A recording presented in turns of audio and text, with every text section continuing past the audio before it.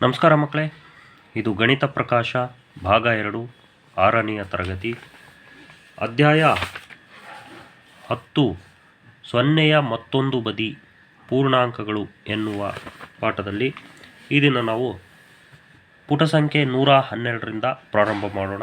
ಈ ಹಿಂದಿನ ವಿಡಿಯೋದಲ್ಲಿ ಇಲ್ಲಿವರೆಗೆ ನಾವು ಮಾಡಿದ್ವಿ. ಈಗ ಗುಂಡಿಗಳ ಒತ್ತುವಿಕೆಯ ಸಂಯೋಜನೆಯು ಸಂಕಲನ ಅಂತಂದೇಳಿ ಹೇಳ್ತಾರೆ. ಅಂದರೆ ಗುರುಮಿತ್ ಆಟಿಕೆ ಮಳಿಗೆಯಲ್ಲಿ ಇದ್ದಾನೆ. ಅಲ್ಲಿಂದ ಅವನು 2 ಮಹಡಿ ಕೆಳಗೆ ಹೋಗಲು ಬಯಸಿದನು. ಆದರೆ ಅವನು ತಪ್ಪಾಗಿ ಪ್ಲಸ್ ಗುಂಡಿಯನ್ನು 2 ಬಾರಿ ಒತ್ತಿದನು. ತನ್ನ ತಪ್ಪನ್ನು ಅರಿತು ಕೂಡಲೇ ಅವನು ಮೈನಸ್ ಗುಂಡಿಯನ್ನು 3 ಬಾರಿ ಒತ್ತದನು. +2 ಒತ್ತದ, ಅದಾದಮೇಲೆ -3 ಅಂದರೆ 3 ಸಾರಿ ಮೈನಸ್ಸನ್ನು ಒತ್ತದಾನೆ. ಆವಾಗ ಅವನು ಎಷ್ಟು ಮಹಡಿಗಳನ್ನು ಗುರುಮಿತ್ ತಲುಪಬಹುದು ಅಂತ. ಈಗ +2 ಅಂದರೆ -3. ಇಲ್ಲಿ ನಾವೇನು ಮಾಡಬೇಕು, +2ರಲ್ಲಿ -3ನ ಕಳಿಬೇಕು, ಅಥವಾ ದೊಡ್ಡ ಸಂಖ್ಯೆಯಲ್ಲಿ ಚಿಕ್ಕ ಸಂಖ್ಯೆ ಕಳಿಬೇಕು. 3ರಾಗೆ 2 ಹೋದರೆ 1. ಯಾಕೆ ಕಳಿಬೇಕಂದ್ರೆ ಚಿಹ್ನೆ ಬೇರೆ ಇದೆ. ಚಿಹ್ನೆ ಬೇರೆ ಇದ್ದಾಗ ಕಳಿಬೇಕು. ಸಂಕಲನದಲ್ಲಿ ಈ ಚಿಹ್ನೆ ಬದಲಾಗೋದಿಲ್ಲ. ಈಗ ದೊಡ್ಡದ್ರು 3ರಾಗೆ 2 ಹೋದರೆ 1. ದೊಡ್ಡದ್ರ ಚಿಹ್ನೆ -1 ಅಂದರೆ ಅವನು ಒಂದು ಕಟ್ಟಡ 1 ಮಳಿಗೆ ಕೆಳಗಿಳಿತಾನೆ, 1 ಮಹಡಿ ಕೆಳಗಿಳಿತಾನೆ ಅಂತ. ಇನ್ನೊಂದು, ಈಗ ಲೆಕ್ಕಾಚಾರ ಮಾಡಿ ಅಂತ ಇದೆ. ಈ ಉಕ್ತಿಗಳನ್ನು ಗುಂಡಿ ಒತ್ತುವಿಕೆಯ ಸಂಯೋಜನೆಯ ಫಲಿತಾಂಶ ಚಲನೆ ಎಂದು ಯೋಚಿಸಿ ಮೌಲ್ಯಮಾಪನ ಮಾಡಿ ಅಂತ. ಇಲ್ಲಿ ಮೊದಲೇ +1 ಒತ್ತಿರ್ತಾರೆ, ಆಮೇಲೆ ಇನ್ನೂ +4 ಗುಂಡಿ ಒತ್ತುತ್ತಾರೆ. ಟೋಟಲ್ಲು ಎಲ್ಲ ಪ್ಲಸ್ ಆಗಿರೋದ್ರಿಂದ ಒಟ್ಟು ಟೋಟಲ್ +5 ಗುಂಡಿಯನ್ನು ಒತ್ತದ ಹಾಗೆ. ಇಲ್ಲಿ ಅಷ್ಟೇ, +4 +1 +5 ಆಯಿತು. 2 ಪ್ಲಸ್ ಇರೋದ್ರಿಂದ ಕೂಡಬೇಕು. ಇಲ್ಲಿ +4 ಮೊದಲೇ +4, ಆಮೇಲೆ -3 ಅಂದರೆ ಕಳಿಬೇಕು. +1 ಉಳಿತು. ಇನ್ನು ಮತ್ತೆ -2 ಅಂದರೆ ಇಲ್ಲಿ +1 ಉಳಿದಿದೆ. ಇಲ್ಲಿ -2 ಅಂದರೆ ಇನ್ನು ಕೆಳಕ್ಕೆ ಹೋಗಬೇಕು. 2 +1 -1 ಸರಿನಾ? ಅಥವಾ ಇಲ್ಲಿ ಮೈನಸ್ ಇರೋವು ಒಂದೇ ಚಿಹ್ನೆ ಇರೋವು ಕೂಡಬೇಕು. 3 2 5 ಆಗುತ್ತೆ. 5ರಲ್ಲಿ 4 ಹೋದರೆ 1. 5 ಅನ್ನೋದು -5 ಇರುತ್ತೆ. ದೊಡ್ಡದು ಇದು 4 ಚಿಕ್ಕದು. ದೊಡ್ಡದ್ರ ಚಿಹ್ನೆ ಮೈನಸ್ಸನ್ನು ಉತ್ತರಕ್ಕೆ ಇಡಬೇಕು. ನೆಕ್ಸ್ಟ್ ಇಲ್ಲಿ ನೋಡ್ರಿ, ಇಲ್ಲಿ ಮೈನಸ್ ಇದೆ, ಇಲ್ಲಿ ಮೈನಸ್ ಇದೆ. -1 -3 -4 ಆಯಿತು. 4ರಲ್ಲಿ 2 ಕಳಿಬೇಕು. ಹಾಗಂದರೆ ಚಿಹ್ನೆ ಬೇರೆ ಇದೆ. ಚಿಹ್ನೆ ಒಂದೇ ಇದ್ದರೆ ಕೂಡಬೇಕು. ಈಗ 2 ಚಿಹ್ನೆ ಒಂದೇ ಇದ್ದು -4 ಬರೆದ್ವಿ. ಇಲ್ಲಿ ಚಿಹ್ನೆ ಬೇರೆ ಇದೆ, ಹಂಗಾಗಿ ಕಳಿಬೇಕು. ದೊಡ್ಡದರಲ್ಲಿ ಚಿಕ್ಕದನ್ನು ಕಳಿಬೇಕು. 4ರಾಗೆ 2 ಹೋದರೆ 2. ದೊಡ್ಡದ್ರ ಚಿಹ್ನೆ ಏನಿದೆ ಮೈನಸ್, ಅದು ಉತ್ತರಕ್ಕೆ ಇಡಬೇಕು. ಅರ್ಥವಾಯ್ತಾ? ನೆಕ್ಸ್ಟ್ ಮರಳಿ 0ಗೆ ಅಂತ. ಈಗ ಬಸಂತ್ ಅಂತಕ್ಕಂಥವನು ನೆಲ ಮಹಡಿಯಲ್ಲಿದ್ದಾನೆ. ಅಂದರೆ ಇಲ್ಲಿದ್ದಾನೆ, ವೆಲ್ಕಮ್ ಹಾಲ್ ಇದೇ ನೆಲ ಮಹಡಿ, ಇದು ನೆಲ ಮಹಡಿ. ಇಲ್ಲಿ ಅವನು ಆತುರದಲ್ಲಿದ್ದು ತಪ್ಪಾಗಿ +3 ಒತ್ತುತ್ತಾನೆ. ಅಂದರೆ ತಪ್ಪಾಗಿ ಒತ್ತುಬಿಡ್ತಾನೆ. +3 ಎಲ್ಲಿಗೆ ಹೋಗ್ತದೆ? ವೆಲ್ಕಮ್ ಹಾಲ್ 1 2 3 ಬುಕ್ಸಿಗೆ ಹೋಗ್ತಾನೆ. ಅದನ್ನು ರದ್ದುಪಡಿಸಿ ನೆಲಮಹಡಿಯಲ್ಲೇ ಉಳಿಯಲು ಅವನು ಏನು ಮಾಡ್ಬೋದು? ಈಗ 3ನ್ನ ರದ್ದುಪಡಿಸ್ಬೇಕು. ಅವಾಗೇನು ಇಲ್ಲಿಂದ ಮತ್ತೆ ಅವನು ಎಲ್ಲಿಗೆ ಬರಬೇಕು? ಬುಕ್ಸಿಂದ ವೆಲ್ಕಮ್ ಹಾಲಿಗೆ ಬರಬೇಕು. 1 2 3 ಕೆಳಕ್ಕೆ ಬರ್ಬೇಕಂದ್ರೆ ಮೈನಸ್ ಒತ್ತಬೇಕು. ಹಂಗಾಗಿ -3 ಒತ್ತುವ ಮೂಲಕ ಅದನ್ನು ಅವನು ರದ್ದುಪಡಿಸ್ಬೋದು. ಅಂದರೆ +3 ಒತ್ತಿದರೆ ಮತ್ತು -3 ಒತ್ತಬೇಕು, ಮತ್ತು ಅಲ್ಲಿಗೆ ಬರ್ತಾನೆ. ಅವನು ನೆಲಮಹಡಿಯಲ್ಲೇ ಬರೋಕ್ಕೆ ಮೊದಲು +3 ಒತ್ತದ, ಮತ್ತು ನೆಲಮಹಡಿಯಲ್ಲೇ ಬರೋಕ್ಕೆ -3 ಒತ್ತಬೇಕಾಗುತ್ತೆ. ಹಂಗಾಗಿ -3 ನಾವು +3ರ ವಿಲೋಮ ಅಂತಂದೇಳಿ ಕರಿತೀವಿ. ಅದರಂತೆಯೇ +3ರ ವಿಲೋಮ -3, -3ರ ವಿಲೋಮ +3. ಈಗ ಒಂದು ವೇಳೆ ಬಸಂತ್ +4 ಒತ್ತಿದರೆ ಮತ್ತು -4 ಒತ್ತಬೇಕು ಅವನು, ಮತ್ತು ವಾಪಸ್ ಅಲ್ಲಿಗೆ ಬರೋಕ್ಕೆ. ಅರ್ಥ ಆಯ್ತಾ? ಹಂಗಾಗಿ +4ರ ವಿಲೋಮ -4 ಅಂತ. ಈಗ ಇನ್ನೊಂದು ವಿಲೋಮ ಪರಿಕಲ್ಪನೆಯನ್ನು ಇದು ಮಾಡಲಿಕ್ಕೆ ಇನ್ನೊಂದು ಮಾರ್ಗ ಐತೆ. ಏನಪ್ಪ ಅಂದರೆ +4 ಅವನು ಮಹಡಿಯಲ್ಲಿದ್ದರೆ ವಿಲೋಮ -4 ಒತ್ತಿದರೆ ನೀವು ಪುನಃ 0ಯಲ್ಲಿರ್ತೀರಿ ಅಂತ. ಈಗ ಅವನು 4ಕ್ಕೆ ಹೋಗ್ಬಿಟ್ಟಿದ್ದಾನೆ, ಇಲ್ಲಿಂದ 1 2 3 4 +4ರಾಗಿದ್ದಾನೆ. ಮತ್ತು ಅವನು -4 ಒತ್ತಿದರೆ ಅಲ್ಲೇನಾಗುತ್ತೆ, 0ಗೆ ಬರ್ತಾನೆ, ಅಂದರೆ ವೆಲ್ಕಮ್ ಹಾಲ್ಗೆ ಬರ್ತಾನೆ ಅಂತ. ಅಂದರೆ ಅವೆರಡನ್ನೂ ಕೂಡಿದರೆ 0 ಬರ್ಬೇಕು ನಮಗೆ. ಒಂದೇ ಸಂಖ್ಯೆ ಆದರೆ ಚಿಹ್ನೆ ಬೇರೆ ಇದ್ದರೆ ಅವೇ ವಿಲೋಮ ಸಂಖ್ಯೆಗಳು.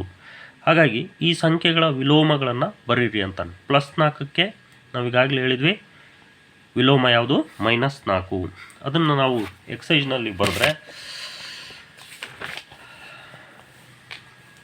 +4ರ ವಿಲೋಮ ಸಂಖ್ಯೆ -4, -4ರ ವಿಲೋಮ ಸಂಖ್ಯೆ +4, -3ರ ವಿಲೋಮ ಸಂಖ್ಯೆ +3, 0ಯ ವಿಲೋಮ ಸಂಖ್ಯೆ 0, +2ರ ವಿಲೋಮ ಸಂಖ್ಯೆ -2, -1ರ ವಿಲೋಮ ಸಂಖ್ಯೆ +1. ಅರ್ಥ ಆಯ್ತಾ? ಯಾವ ಸಂಖ್ಯೆ ಯಾವ ಚಿಹ್ನೆ ಇದೆ ಅದರ ಆಪೋಸಿಟ್ ಚಿಹ್ನೆಯನ್ನು ಬರೆದ್ರೆ ಅದೇ ವಿಲೋಮ ಸಂಖ್ಯೆ. ಈಗ ಎರಡನೇದು, ರೇಖೆಗಳನ್ನು ಎಳೆಯುವ ಮೂಲಕ ವಿಲೋಮಗಳನ್ನು ಜೋಡಿಸಿ. +5ರ ವಿಲೋಮ ಎಲ್ಲಿದೆ, -5, ಇದಕ್ಕೆ ರೇಖೆ ಎಳಿರಿ. -7ರ ವಿಲೋಮ +7, -8ರ ವಿಲೋಮ +8, +9ರ ವಿಲೋಮ -9. ಗೆರೆಯನ್ನು ಹೇಳ್ಕೊಳ್ರಿ ಮಕ್ಕಳೇ. ಈಗ ಮುಂದಕ್ಕೆ ಹೋಗೋಣ. ಮಹಡಿಗಳನ್ನು ಬಳಸಿಕೊಂಡು ಸಂಖ್ಯೆಗಳನ್ನು ಹೋಲಿಸುವುದು. ಈಗ ಇವೇ ಮಹಡಿಗಳು. ಇದು ಬೇಲಾಳ ಮೋಜಿನ ಕಟ್ಟಡ. ಇದು ಅತಿ ಕೆಳಗಿನ ಮಹಡಿಯಲ್ಲಿ ಯಾರು ಇರುತ್ತಾರೆ ಅಂತ. ಈಗ ಜೈ ಕಲಾ ಕೇಂದ್ರದಲ್ಲಿದ್ದಾನೆ. ಅವನು ಮಹಡಿಯ +2ರಲ್ಲಿದ್ದಾನೆ. ಇವನು ಜಯಂತ್ ಇಲ್ಲದಾನೆ, ಸರಿನಾ? ಆಸೀನ್ ಕ್ರೀಡಾ ಕೇಂದ್ರದಲ್ಲಿದ್ದಾಳೆ. ಅವಳು +5 ಮಹಡಿಯಲ್ಲಿದ್ದಾಳೆ. ಇಲ್ಲಿ ಕ್ರೀಡಾ ಕೇಂದ್ರ, ಇಲ್ಲಿ ಆಸೀನ್ ಅದಾಳೆ. ನೆಕ್ಸ್ಟ್, ಬಿನ್ನು ಸಿನಿಮಾ ಕೇಂದ್ರದಲ್ಲಿದ್ದಾಳೆ, ಅಂದರೆ ಇಲ್ಲಿದ್ದಾಳೆ. ಇವಳು ಬಿನ್ನು ಇಲ್ಲಿದ್ದಾಳೆ. ನೆಕ್ಸ್ಟ್, ಹಾಗಾಗಿ ಅವಳು -3ರಲ್ಲಿದ್ದಾಳೆ. ಇದು 0, ಇದು -1, -2, -3. ನೆಕ್ಸ್ಟ್, ಅಮನ್ ಆಟಿಕೆ ಮಳಿಗೆಯಲ್ಲಿದ್ದಾನೆ. ಹಾಗಾಗಿ ಅವನು -1 ಮಹಡಿಯಲ್ಲಿದ್ದಾನೆ. ಆಟಿಕೆ ಮಹಡಿ ಯಾವುದು ಹೇಳ್ರಿ, ಇದು ಟಾಯ್ಸ್. ಇದು -1. ಇಲ್ಲಿ ಅಮನ್ ಇದ್ದಾನೆ. ಈಗ ಯಾರು ಕಮ್ಮಿ ಇದ್ದಾರೆ, ಕಮ್ಮಿನಲ್ಲಿ ಯಾರಿದ್ದಾರೆ, ಬಿನ್ನು ಸಿನಿಮಾ ಕೇಂದ್ರದಲ್ಲಿರೋದ್ರಿಂದ ಬಹಳ ಕೆಳಗಿದ್ದಾಳೆ. ಮೇಲಿರೋದು ಯಾರು, ಮೇಲಿರೋದು ಆಸೀನ್ +5ರಲ್ಲಿ ಇರೋದು. ಹೌದಾ? ಈಗ ಮಹಡಿ +3 +4ಕ್ಕಿಂತ ಕೆಳಗೈತೆ. ಹಂಗಾಗಿ +3 ಅಂತಕ್ಕಂಥದ್ದು +4ಕ್ಕಿಂತ ಸಣ್ಣದು ಅಂತ ಬರಿತೀವಿ. ಅದೇ ರೀತಿ +4 ಅಂತಕ್ಕಂಥದ್ದು +3ಕ್ಕಿಂತ ಜಾಸ್ತಿ, ಅಂದರೆ ಇದು +3 ಮಹಡಿಕ್ಕಿಂತ +4 ಮೇಲಿದೆ ಅಂತ. ಹಂಗಾಗಿ ಅದೇ ರೀತಿ ನಾವು -3 ಅಂತಕ್ಕಂಥದ್ದು -3 ಕೊಠಡಿ -4 ಕೊಠಡಿಗಿಂತ ಮೇಲಿದೆ. ಎಲ್ಲಿದೆ ನೋಡ್ರಿ, ಇಲ್ಲಿ ಟಾಯ್ಸ್ -1, ವಿಡಿಯೋ ಗೇಮ್ಸ್ -2, ಸಿನಿಮಾ -3, ಗೋಷ್ಟಿಂದು -4. ಈಗ ಮೇಲಿನ ಕೊಠಡಿ ಯಾವುದು, ಸಿನಿಮಾ ಕೊಠಡಿ. ಇದೇ ಮೇಲಿರೋದು, ಅಂದರೆ ಇದು ಜಾಸ್ತಿ, ಇದು ಕಡಿಮೆ. 0ಗಿಂತ ಕೆಳಗಿರ್ತಕ್ಕಂಥವೆಲ್ಲ ಚಿಕ್ಕವು, 0ಗಿಂತ ಚಿಕ್ಕವು. ಕೆಳಗೆ ಬರೋವೆಲ್ಲ ಚಿಕ್ಕವು, ಮೇಲೆ ಹೋಗೋವೆಲ್ಲ ದೊಡ್ಡವು. +5 +4ಕ್ಕಿಂತ ದೊಡ್ಡದು, +4 +3ಕ್ಕಿಂತ ದೊಡ್ಡದು, +2 +3ಕ್ಕಿಂತ ಚಿಕ್ಕದು, +1 0ಗಿಂತ ದೊಡ್ಡದು, 0 ಇವೆಲ್ಲದಕ್ಕಿಂತ ದೊಡ್ಡದು. -4 -1 ಯಾವುದು ದೊಡ್ಡದು, -4 ದೊಡ್ಡದಾ? ಅಲ್ಲ. ಯಾಕೆ? -1 ದೊಡ್ಡದು. ಯಾಕೆ? ಇದು ಮೇಲಿದೆ. ಹಂಗಾಗಿ ನೋಡ್ರಿ, ಇಲ್ಲಿ ಏನು ಹೇಳ್ತಾನೆ. ಈಗ ಲೆಕ್ಕಾಚಾರ ಮಾಡಿ ಹೋಗೋಣ. ನೋಡ್ರಿ, ಮಹಡಿ -4, ಮಹಡಿ -3ಕ್ಕಿಂತ ಕೆಳಗಿದೆ. ಕೆಳಗಿರೋ ಮಹಡಿ ಸಂಖ್ಯೆ ಮೇಲಿರೋ ಮಹಡಿ ಸಂಖ್ಯೆಗಿಂತ ಚಿಕ್ಕದು. ಹಂಗಾಗಿ -3 ಅನ್ನೋ ಮಹಡಿಯ ಸಂಖ್ಯೆ ದೊಡ್ಡದು. ಇದು ದೊಡ್ಡದು, ಮೇಲಿದೆ, ಇದು ಕೆಳಗಿದೆ. ಈಗ ಲೆಕ್ಕಾಚಾರ ಮಾಡೋಣ. ಮೋಜಿನ ಕಟ್ಟಡವನ್ನು ಬಳಸಿಕೊಂಡು ಮುಂದಿನ ಸಂಖ್ಯೆಗಳನ್ನು ಹೋಲಿಸಿ ಬಾಕ್ಸ್ಗಳಲ್ಲಿ ಈ ಚಿಹ್ನೆ ಅಥವಾ ಈ ಚಿಹ್ನೆ ತುಂಬ್ರಿ ಅಂತ ಹೇಳಿದಾನೆ. ಈಗ +5 ನೋಡಿರಿ, +5 ಅನ್ನೋದು ಮೇಲಿನ ಕೊಠಡಿ, ಇದು ಮೇಲಿನ ಮಹಡಿ. -2 0ಗಿಂತ ಕೆಳಗಿನ ಮಹಡಿ. ಹಂಗಾಗಿ ಮೇಲಿನ ಮಹಡಿಯೇ ದೊಡ್ಡದು. ಹಾಗಾಗಿ ದೊಡ್ಡದ್ರ ಕಡೆಗೆ ನಾವು ಈ ರೀತಿ ಬಾಯಿ ತೆರಿಬೇಕು. ಚಿಕ್ಕದ್ರ ಕಡೆಗೆ ಈ ರೀತಿ ಚೂಪಾಗಿರ್ತಕ್ಕಂಥ ಚಿಹ್ನೆ ಹಾಕಬೇಕು. ನೆಕ್ಸ್ಟ್ -5 +4. ಯಾವುದು ಪ್ಲಸ್ಸು ಅದು 0ಗಿಂತ ಮೇಲಿರುತ್ತೆ, ಮೈನಸ್ ಕೆಳಗಿರುತ್ತೆ. ಹಾಗಾಗಿ -5 ಸಣ್ಣದು. ಸಂಖ್ಯೆ ನೋಡೋಕ್ಕೆ 5 ದೊಡ್ಡದು ಕಾಣುತ್ತೆ, ಆದರೆ ಚಿಹ್ನೆಯಿಂದ ಅದು ಸಣ್ಣದಾಗುತ್ತೆ.